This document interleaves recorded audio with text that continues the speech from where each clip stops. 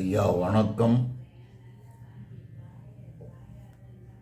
வள்ளல் பெருமான் அருளிய தெய்வமணி மாலை 21வது பாடலை இப்போ பார்க்க போகிறோம்.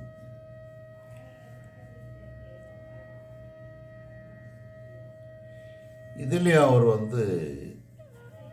நிறைய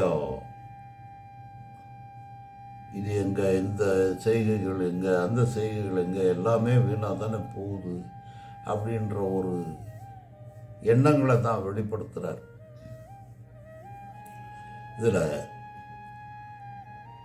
தயவுசெய்து சப்ஸ்கிரைப் பண்ணி உங்கள் நண்பர்களுக்கும் உன்னுடைய உறவினர்களுக்கும் இதை வெளிப்படுத்த வேண்டுகிறேன். இந்த பாடலை கவனிப்போம். வானம் எங்கே, அமுத பானம் எங்கே. வானம் எங்கே, வானத்தை பார்க்குறோம், அது எங்கே இருக்கு, அதை பற்றி புரிஞ்சிக்க முடியலையேன்றது தான். வானம் எங்கே, அமுத பானம் எங்கே. அமுதமான ஒரு பானம் கொடுத்ததாக நிறைய கதை கேட்குறோம் இல்லையா? அந்த பானம் எங்கே, அது என்ன? அமரர் வாழ்க்கை அபிமானம் எங்கே. அமரர் வாழ்க்கைன்னா கொஞ்சம் அறிவு பெற்றவன், அவருடைய வாழ்க்கையில் அபிமானம்ன்றது அந்த செருக்கு, அவங்களுடைய திமிர், அந்த பெற்றோம் போனோன்ற மாதிரி. அது எங்கே, அந்த மாதிரி அறிவோடு படித்தவங்களாம் அவன் திமிரெல்லாம் எங்கே போச்சு? அவர்கள் சூழ்ச்சி எங்கே, அப்பேற்பட்டவர்களுடைய சூழ்ச்சியெல்லாம் எங்கே போச்சு? தேவ மன்னன் அரசாட்சி எங்கே. எல்லாம் நிரந்தரம் இல்லாததை காட்டுறார். அரசர்கள் நல்ல அரசர்கள் ஆண்டு இருக்காங்க நீதி நெறியோடும், ஆனால் அதெல்லாம் கூட நீடிக்கலையே. நீடித்து இருக்கும் வாழ்க்கையா? அப்படி இல்லைன்றத நீடிக்காததாக இருக்கே. இவ்வளோ பெருசாக போனாலும் சரி, கீழே வந்தாலும் சரி, விஷமிகளாக இருந்தாலும் சரி, அறிவிழந்து செருக்குடையவனாக இருந்தாலும் எதுவும் நிற்கலையே அப்படின்றது, நிற்காததை பற்றி பேசுகிறார். எல்லாமே நிலையற்றதா. ஸோ மன்னன் அரசாட்சி எங்கே, ஞானம் எங்கே, முனிவர் மோனம் எங்கே என்றார். ஞானம் எங்கன்னு ஞானம்னு சொல்கிறோம், அது எங்கே இருக்குது? அதை பற்றி தெரியல. இவ்வளோலாம் இருந்து ஆட்சி பண்ணோம், ஞானம் எங்கே? அது எதனா ஒரு பொருளாக இருக்கா? இல்லை, அது உணர்றது. அதனால் அவர் ஞானம் எங்கே, முனிவர் மோனம் எங்கே. இந்த ஞானம் பெற்ற அது பெற்றன்னு முனிவர்கள் உட்காந்துருக்காங்க. அவங்களெல்லாம் என்ன சொல்கிறாங்க? மௌனம். அவங்களால அதை சொல்ல முடியல. சொல்லுவாங்க, இப்போ நம்ம கூட சொல்லலாம், ஆனால் அந்த உணர்வது நீங்கள் நமக்காவது கிடைச்சி போனால் தான் அந்த ஞானப்பாதை தெரியும். ஞானத்தை பொதுவாக சொல்லலாம் ஒழிய, மற்றபடி ஒரு சாந்த குணம் பெறலாம், அது அப்போ தான் அது கிடைக்கும். ஸோ அந்த முனிவருடைய சாந்த குணம் எங்கே போச்சு? அப்படி சொல்கிறவங்களுடைய அவங்க கூட நிற்கலை வாழ்க்கையில், இந்த பூமியில். அந்த நான்முகன் செய்கை எங்கே? சைவத்தில் நான்முகன் எல்லாம் ஒரு கதையாக சொல்லப்பட்டது. தத்துவத்தில் அதெல்லாம் கிடையாது. தத்துவத்துக்கு போனோம்னா இதெல்லாம் அடிபட்டு போடும். இருந்தாலும் மக்களுடைய ஒரு நிலைக்காகவும் வாழ்நாளுக்காகவும் இதெல்லாம் அவர் சொல்கிறார். இல்லைன்னா அவர் இதை பற்றி தெரியாமல் இல்லை. இந்த நான்முகன் செய்கை எங்கே? பிரம்மன் தான் படைக்கிறான் போகிறான்றாங்களே, படைச்சது போட்டுன்னு ஒழிஞ்சு போதே, ஒன்றும் படைச்சதுன்னு இல்லையா, நிற்கல இல்லை. அப்போது நாணம் எங்கே? இந்த நான்முகன் செய்கை எங்கேன்றார். நாரணன் காத்தலை நடத்தல் எங்கே? நாராயணன் காக்கிறான், பிரம்ம உற்பத்தி பண்ணுறான், நாராயணன் தான் உலகத்தை காத்து, அதாவது அழித்தல் அப்படின்லாம் கொண்டாந்துருக்காங்க 3 இது. அதெல்லாம் சும்மா, எல்லாமே ஒரு இது தான். அவர் தான் வாழ்க்கையில் எல்லாம் நடத்துகிறோன்னா அவர் முன்னிறுத்துகிறாங்க. இதெல்லாம் ஒரு சூது தான். அந்த மாதிரி சொன்னாங்களே, அதெல்லாம் எங்கப்பா போச்சு? மறை நவீன்றிடம் ஒழுக்கம் எங்கே? இதெல்லாம் போயிடுது. மறை நவீன்றிடம் மறை சொல்லக்கூடிய ஒழுக்கம் எங்கே போச்சு? இவைகளெல்லாம் காற்றுல போகுது. ஆனால் மறை சொல்லும் நெறியை நீ கடைபிடிக்கல, அது எங்கே போச்சு? ஏன் அதை விட்டீங்கன்றது தான் கேள்வி. ஸோ மறை நவீன்றிடும் ஒழுக்கம் எங்கே? ஈனம் அங்கே செய்த காருகனை ஆயிர இலக்கம் ஒரு சிங்கமுகனை. ஈனம்னா ஒரு துன்பப்படுத்துறது. அவனுக்கு சிங்கமுகன்னா சூரபத்மனை சொல்கிறது. அந்த சூரபத்மனை அவர் கொண்டு வர்றார். அவர் தான் முதல்ல முருகனை கண்டுபிடித்து உலகுக்கு தெளிவித்தவர். இதை ரொம்ப பேர் அதை பற்றி சரியாக தெரியல. அவனை சூர அரக்கன்னு சொல்லி பாழில் பண்ணிட்டான். அந்த சூழ்ச்சி அதை பாழ். ஏன்னா அதை இப்போ வள்ளலாரை வணங்குற மாதிரி சூரபத்மனை நம்ம வணங்கணும். அவர் தான் முதல்ல ஆளு. முருகனை கண்டுபிடித்து வெளிப்படுத்தியது. அவனுடைய வெற்றியைத்தான் இறைவன் சேவர் கொடி என்னார்கள். வேல் ஞான வேல். வேல்னா இதில் சண்டையில் எடுத்தாந்து குத்துறாங்களோ அது கிடையாது. ஞானத்தில் பிறந்து வளர்ந்த அவன் அந்த பெரு இன்பத்தில் கலந்ததனால் அவனுக்கு அந்த வெற்றியின் கொடியாக சேவர் கொடியை கொடுக்கப்பட்டது. அதை சூரசம்மாரெலாம் பண்ணி அவனை வதம் பண்ணுறன்றாங்க. இதெல்லாம் பெரிய தவறு. உண்மை சத்தியத்தை அறியாதவர். இவர் சொல்கிறார், ஈனமுகே செய்த அந்த ஒரு இருமாப்பு ராஜா அரசன் சக்கரவர்த்தி. அவன் காலமெல்லாம் இன்னும் எவ்வளோ வருஷம்னு யாரும் ஆராய்ச்சி பண்ண முடியல. அது அந்த அந்த இடங்கள்லாம் அழிஞ்சு போச்சு. அதுதான் திருச்செந்தூர் கர்நாட்ட இருந்த ஒரு மலையெல்லாம் இருந்திருக்கு, அந்த ஊர் இருந்திருக்கு, அதெல்லாம் போயிடுது. அதில் அந்த செருக்கு ராஜான்னதும் தன்னுடைய இது கிடைச்சதும் அதுக்கு ஒரு ஆட்டி பார்க்கணுன்றது எல்லாருமே ஒரு பூஜிக்கிறாங்க, போகிறாங்க, வராங்க. ஒரு நல்ல மனசு இருக்குன்னா அவங்க ஏதோ விபூதி கொடுத்தா கூட நல்லாயிடும். மனம் ஆசீர்வதிக்கிறாங்க, போகிறாங்கன்றது. இதை டெஸ்ட் பண்ணுவாங்க சிலர். சும்மா டெஸ்ட் பண்ணி வச்சு பார்த்து அப்படியே பொழப்பாயிடும். இப்படி தான் ஒவ்வொரு சாமியார் மாட்டிக்கிது. அது வச்சா போதும், சரி எப்போ பாரு விபூதி இதை வச்சுக்கின்னு வரவங்களெல்லாம் எழுறது போகிறது. இந்த மாதிரியான ஒரு தொழில் போய் தன்கிட்ட இருந்த ஒரு நல்லதெல்லாம் பாழாகி அந்த குழியில் போய் விழுந்துடுறாங்க. அதில் பாழு தான் ஆகிடும். அந்த மாதிரி அவனும் அவ்வளோ தூரம் பெரிய ராஜனை சக்கரவர்த்தியாக இருந்ததுனால ஒரு டெஸ்ட் பண்ணுறான் தன்னுடைய தான் கண்டதை. அந்த டெஸ்ட்டு இயற்கையை அழித்திடக்கூடாது.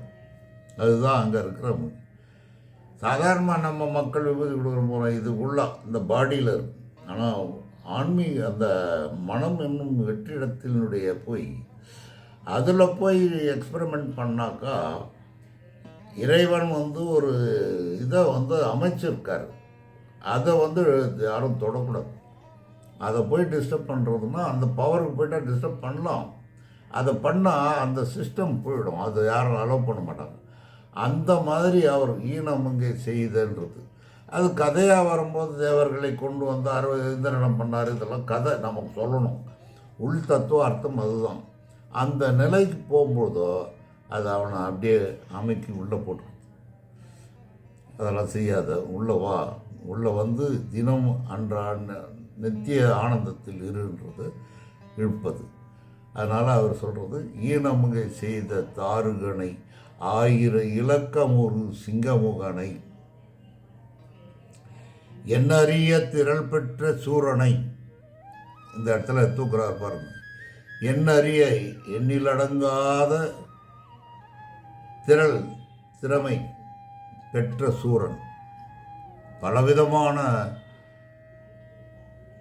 அனுபவங்களையும் திறமைகளையும் பெற்றவன், ஒருங்கிணைந்து அவன் பெரிய இதில் இருந்தவன்.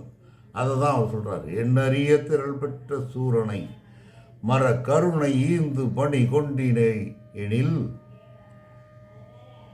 நீ போய் அவனுக்கு கருணையோடு நீ அணைத்து கொண்டிலை அமைத்து கொண்டாயே. ஈந்து பணி கொண்டிலை, அவனை அப்படியே தன்னுள் அடக்கி கொண்டாயின்றது. எனில் தானம் இங்கே நிறைய தானம் செய்யக்கூடிய இடம் இங்கே சென்னை. தானம் இங்கே சென்னை கந்த கோட்டத்துள் வளர்த்தல மூங்கு கந்த வேலி சண்முக துய்யமணி உன்முக தெய்வமணி சண்முக தெய்வமணியேன்னு அவர் இந்த பாடலை முடிக்கிறார். எவ்வளோ அழகாக இருக்கு பார்த்தீங்களா? பாருங்கய்யா, அவர் பெற்ற இன்பம் எல்லாரும் பெறணுன்றதுக்கு அவர் என்ன, நான் பெற்ற இன்பத்தையும் நீங்களும் பெறணும், என்னை விட நீங்கள் அதிகமாக வரணும். அதில் உணர்ந்து பாருங்கள். சிறுகாழி நம்ம கொடுத்து வைத்த மனிதன் பொருள். அந்த பாடலை தனியாக பாடுறத விட எனக்கு கூட அந்த பாடலெலாம் வந்து சிறுகாழியால் தான் மனத்தில் வந்தது. அது ரொம்ப அது 31 பாடல்களில் நீங்கள் பாடி பாருங்கள். சொல்கிறேன்னு நினைக்கிறேன், ஒரு ட்ரையல் பண்ணி பாருங்கள். உங்கள் மனம் வரலன்னா கூட, உங்களுக்கு பற்று இல்லாத ஏதோ பார்த்தீங்கன்னா கூட முயற்சி பண்ணுங்க. முயற்சி பண்ணிவிட்டு சிலர் வந்து அந்த பாடலில் ஒரு இடம் மட்டும் தனியாக பேசிங்க. அப்படி வேண்டாம், நிறைய பாயிண்ட் இருக்குது.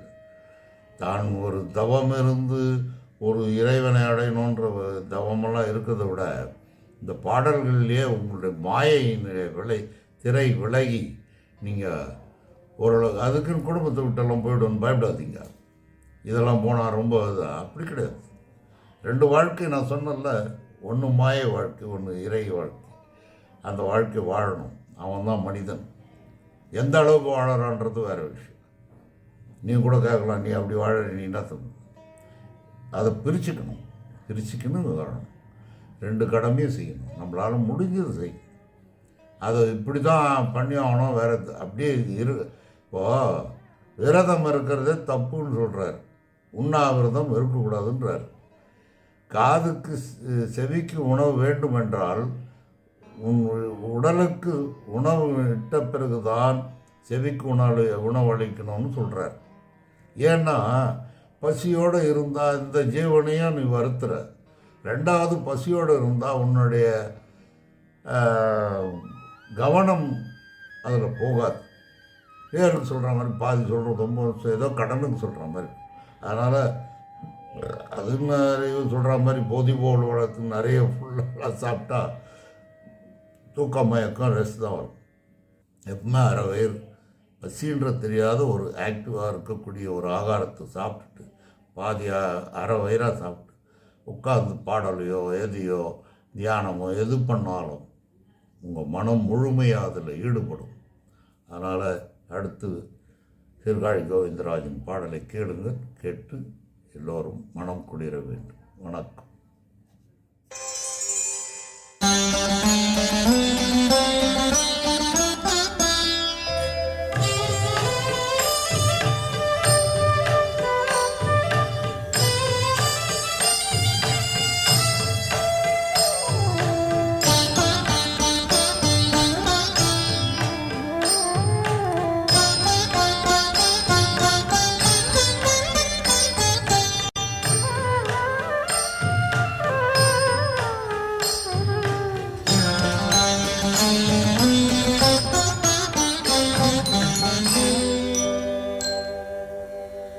வானம் எங்கே, அமுதபானம் எங்கே, அமரர் வாழ்க்கை அபிமானம் எங்கே, மாட்சி எங்கே, அவர்கள் சூழ்ச்சி எங்கே, தேவமன்னன் அரசாட்சி எங்கே,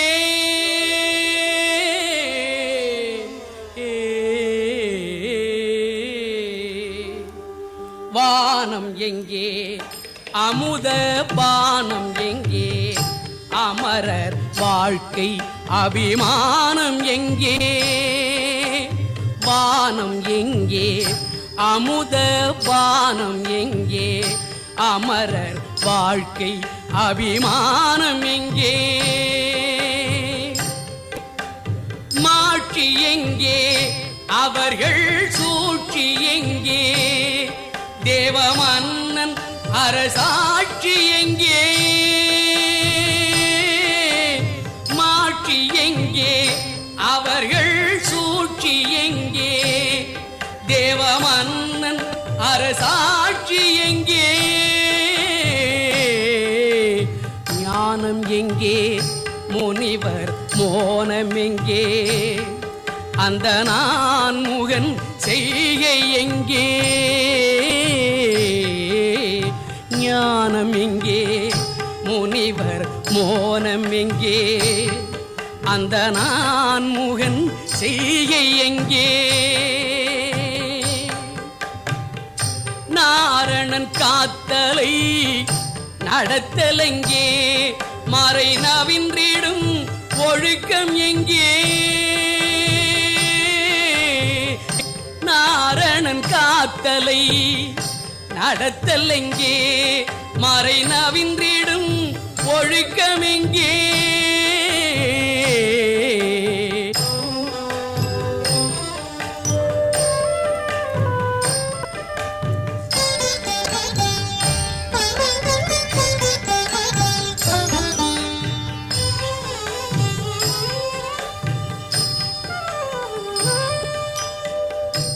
ஈனம் அங்கே செய்த தாருகனை, ஆயிர இலக்கம் ஒரு சிங்கமுகனை, எண்ணறிய திரள் பெற்ற சூரனை.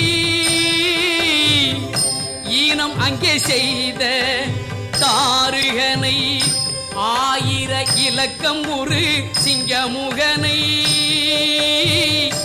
எண்ணறிய திரள் பெற்ற சூரனை, மரக்கருணை ஈந்து பணி கொண்டிலை எனில்.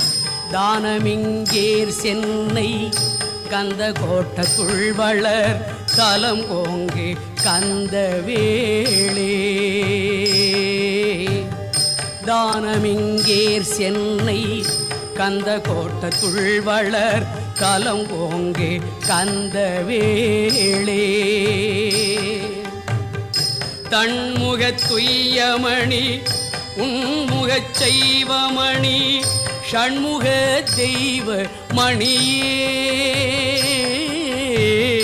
தன்முகத் துய்யமணி உன்முகச் செய்வமணி, ஷண்முக தெய்வ மணியே.